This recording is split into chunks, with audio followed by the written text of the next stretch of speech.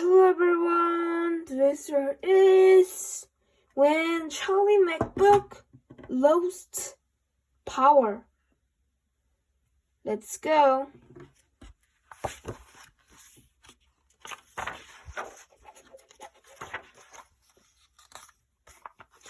Charlie McButton had like nuts. The things that he liked involved handsets and boats, computerized games where he battled bad creatures. The things he liked not didn't have blow-up feathers. Then one day, a thunderstorm blew into town and brought his tech empire tumbling down. A lightning bolt struck an electrical tower, and Charlie McButton, his whole world lost power.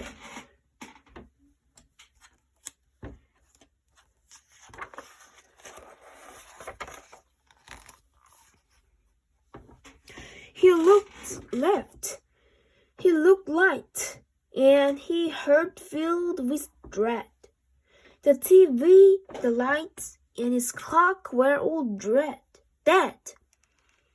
He jumped to his feet, his lungs gasping for air. The room spun around and he clung to his chair. He tried to cry help, but just managed a squeak. The blackout had blacked out his power to speak. Thank goodness his mother had ears like a bat. He came to his room and she gave him a pat. Help! Oh, Charlie, she said, picking up on his fears. The lights will come back when the bad weather clears. You will have to find something without plugs to play. Read a book. Clean your room. Sing a song. Model clay. Could anything be any duller than clay? Soggy gray clay on a soggy gray day? He hated the way clay got under his nails, and how he could only make snowmen and snails.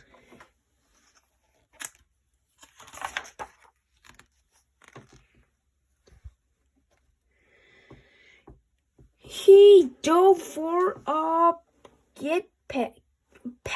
gadget he'd outgrown last spring. It was handled, outdated, not much of a thing, but he clutched the old toy like a lifeline that day. See, it ran on the battery, the sides, AAA. He flicked the on-off switch to on double quick. But no happy humming sound forward to click, or forward a click. He unlatched a hatchet and his blood turned ice. The battery is gone from my backup device.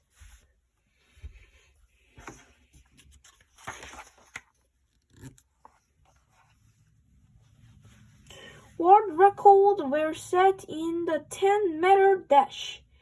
As always down the hallway, he flew like a flash, seeking one battery, just one AAA. That would rescue one boy from a great day of clay.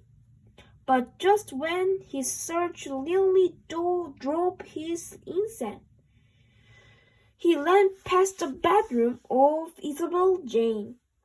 His 3-year-old sister was happily walking a doll back and forth, and the doll, it was talking. Now, dolls didn't talk on their own as a rule. They needed a power source, some kind of fuel. In less than a second, he'd made his decision. Call it bad judgment, a real lack of vision. Somehow his head didn't warn of his folly, and Charlie McButton, he pounced on that dolly.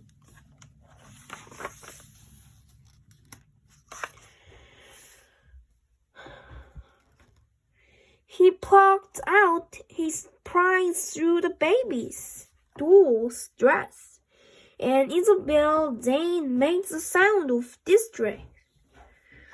It was just a short walk to the foot of the stair, where resided the McButton time chair.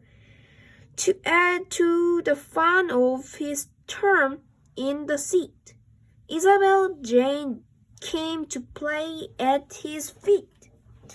And Isabel Jane, the Battery Queen, had more triple A's than he'd ever seen.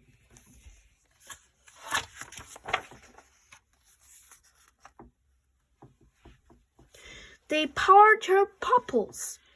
They powered her clocks. They powered her talkative alphabet blocks. Assaulted by non-stop mechanical chatter, Charlie McButton got madder and madder. He snapped at his sis from his time zone. How come you can't ever just leave me alone? Her eyes filled with tears, and she gave them a lap. She went to the bathroom and hid in the tub. Then Charlie McButton felt totally rotten and couldn't help thinking some things he'd forgotten.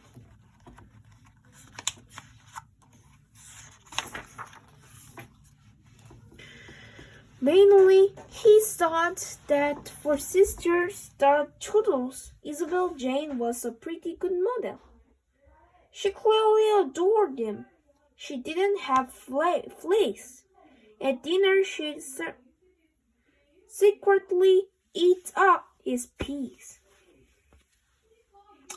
And sometimes, although he'd most hostily deny it, he liked to just sit there beside her in quiet, lapped up in a blanket, watching TV. Her head on his shoulder, her foot on his knee.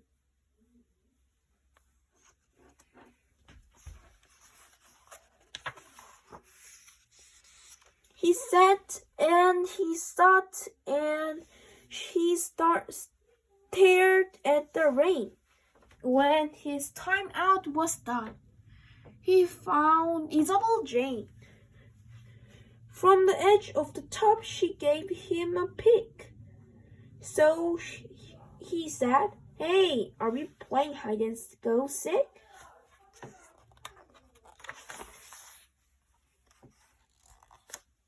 She was happy at once and ran into the hall.